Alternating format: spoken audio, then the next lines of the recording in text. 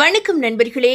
பெண்களுக்கு மாதம் ரூபாய் 2500 உரிமை தொகை அடுத்த 3 மாதங்களுக்குள் வழங்கப்படும் என்ற ஒரு சூப்பரான குட் நியூஸ் ஒன்று வெளியிடப்பட்டு உள்ளது. அதாவது பெண்களுக்கான ரூபாய் 2500 வழங்கும் திட்டத்தை மேலும் விரிவுபடுத்த தமிழக அரசு நடவடிக்கை எடுக்க உள்ளதாக தகவல்கள் கிடைத்துள்ளது. இதற்கான அறிவிப்பை முதலமைச்சர் விஜய் அவர்களே அதிவிரைவில் வெளியிடலாம் எனவும் கூறப்படுகிறது. அடுத்த 3 மாதங்களுக்குள் புதிய பயனாளிகளிடமிருந்து விண்ணப்பங்கள் நேரடியாகவே பெறப்பட்டு திட்டம் மேலும் விரிவுபடுத்தப்படலாம் என்றும் தகவல்கள் தெரிவிக்கின்றன. அதாவது உள்ளாட்சி தேர்தலுக்கு முன்பாக இந்த பணிகளை நிறைவு செய்ய அரசு தற்போது திட்டமிட்டு உள்ளதாக தகவல்கள் கிடைத்துள்ளது. அதேபோல உரிமை தொகை திட்டத்தில் இணைவதற்காக பல பெண்கள் தற்போது மனுக்களை அளித்து வருவதாக தகவல் ஒன்று கிடைத்துள்ளது. கலெக்டர் அலுவலகத்தில் நேற்று நடந்த மக்கள் குறைதீர்க்கும் கூட்டத்தில் மகளிர் உரிமை தொகை கேட்டு நிறைய பேர் மனு அளித்துள்ளதாக தகவல்கள் கிடைத்துள்ளது. அதாவது புதிதாக விண்ணப்பித்தவர்கள் உரிமை தொகை கிடைக்காமல் விடுபட்டவர்கள் என அதிகமானோர் வந்ததால் அவர்களுக்காக தனி கவுண்டர் அமைக்கப்பட்டது என்பது குறிப்பிடத்தக்கது. அதிகாரிகள் இது குறித்து சொல்லும் போது மாவட்டத்தில் 6.15 லட்சம் பெண்கள் மகளிர் உரிமை தொகை பெற்று வருகின்றனர்.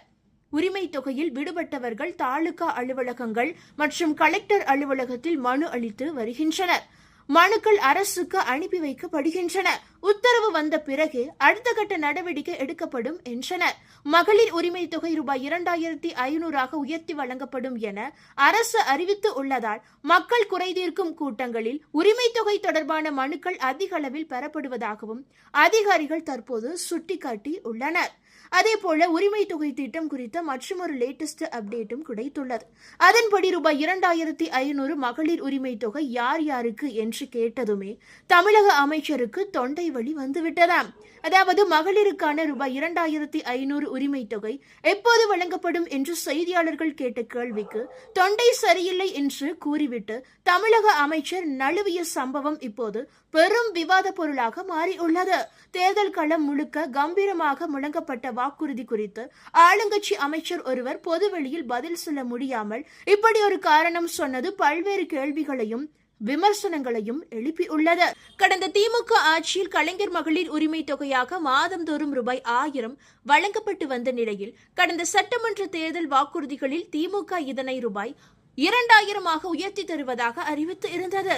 அதே நேரம் தாவேகா தனது மதிப்புமிகு மகளிர் திட்டம் மூலம் 60 வயதுக்குள் இருக்கும் அனைத்து குடும்ப தலைவிகளுக்கும் மாதம் ரூபாய் 2500 வழங்கப்படும் என்று அறிவித்து இருந்தது. இதையடுத்து அப்போதிருந்தே பெண்களிடம் எதிர்பார்ப்பு கிளம்பிவிட்டது.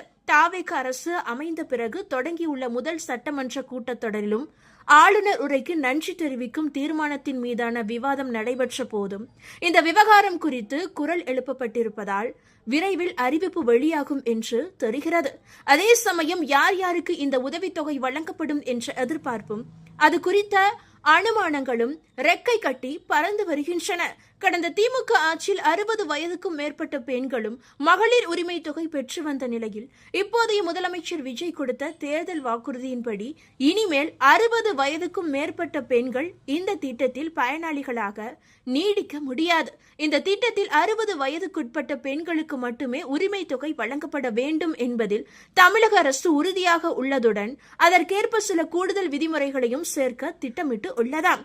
இதனால் 60 வயதுக்கு மேற்பட்ட தகுதியான பெண்கள் அரசின் முதியோர் ஓய்வூதிய திட்டங்களுக்கு புதிதாக விண்ணப்பித்து அதன் மூலம் வரும் மாதாந்திர தொகையை பெற்றுக் கொள்ளுமாறு அறிவுறுத்தப்படுகிறார்கள். எல்லா வகையிலும் தகுதியான உண்மையான பயனாளிகளுக்கு மட்டுமே மாதம் ரூபாய் 2500 சென்றடைய வேண்டும் என்பதில் முதலமைச்சர் விஜய் தீவிரமாக இருப்பதால் யாருக்கு இந்த தொகை செல்ல வேண்டும் என்பதை மறுசீரமைக்கும் உத்தேச விதிமுறைகளை வகுப்பதில் அரசு கவனம் செலுத்த தொடங்கியுள்ளது. யாரும் மோசடியாக பயன்பெறக்கூடாது என்பதற்காக புதிய விண்ணப்பங்கள் அனைத்தும் இந்த புதிய விதிமுறைகளின் அடிப்படையிலேயே தேர்வு செய்யப்பட உள்ளன. இதற்காக பிரத்யேக ஆன்லைன் தரவு தொகுப்புகளை ஒருங்கிணைத்து அதன் மூலம் விண்ணப்பிக்கும் பயனாளிகளின் தகவல்களை சரிபார்த்து தகுதியானவர்களை கண்டறிய அரசு முடிவெடுத்து உள்ளதால் மகளிர் உரிமை தொகை ரூபாய் 2500 வழங்குவதற்கு முன்பாக இந்த திட்டத்தில் மிகப்பெரிய நிர்வாக மாற்றங்கள் அதிவிரைவில் நடைமுறைக்கு வரவுள்ளதாகவும் தெரிகிறது. எனினும் அடிக்கடி தமிழக அமைச்சர்களிடம் எப்போது மகளிர் உரிமை தொகை வழங்கப்படும் என்ற கேள்விகள் எழுப்பப்பட்டுக் கொண்டே வருகிறது. சமீபத்தில் நிதியமைச்சர் வில்சன் சென்னையில் செய்தியாளர்களை சந்தித்த போது மகளிருக்கான உரிமை தொகை ரூபாய் 2500 இந்த திட்டத்தை வரப்போகும் நாட்களில் முதலமைச்சர் அறிவிப்பார் என்று தெரிவித்து இருந்தார். இந்த நிலையில் விருதுநகர் நகராட்சி நகர்ப்புற அரசு ஆரம்ப சுகாதார நிலையத்தில் நேற்று நடைபெற்ற நாடு தழுவிய போலியோ சொட்டு மருந்து முகாமில் குழந்தைகளுக்கு சொட்டு மருந்து வழங்கும் பணியை தமிழக அமைச்சர் ஜெகதீஸ்வரி நேரில் கலந்து கொண்டு முறைப்படி தொடங்கி வைத்தார். அரசு தரப்பு நிகழ்ச்சிகள் அனைத்தும் சுமூகமாக முடிவடைந்ததை தொடர்ந்து அங்கிருந்த செய்தியாளர்கள் அமைச்சரை சந்தித்து பல்வேறு கேள்விகளை எழுப்பத் தொடங்கினர். செய்தியாளர்கள் அமைச்சரிடம் தேர்தல் களத்தில் தாவேகா வாக்குறுதி அளித்தபடி மகளிருக்கான ரூபாய் 2500 உரிமை தொகை எப்போது முதல் வழங்கப்படும் என்று கேட்டார்கள். இப்படி ஒரு கேள்வியை அமைச்சர் எதிர்பார்க்கவே இல்லை. இதனால் ஒரு நிமிடம் திகைத்த அமைச்சர் ஜெகதீஸ்வரி அதற்கு பதில் அளிக்க விரும்பாமல் எனக்கு தொண்டை சரியில்லை என்று ஒரு காரணத்தை கூறி மழுப்பியவாறே அங்கிருந்து சாமர்த்தியமாக எஸ்கேப் ஆகி காரில் ஏறி புறப்பட்டு விட்டார்.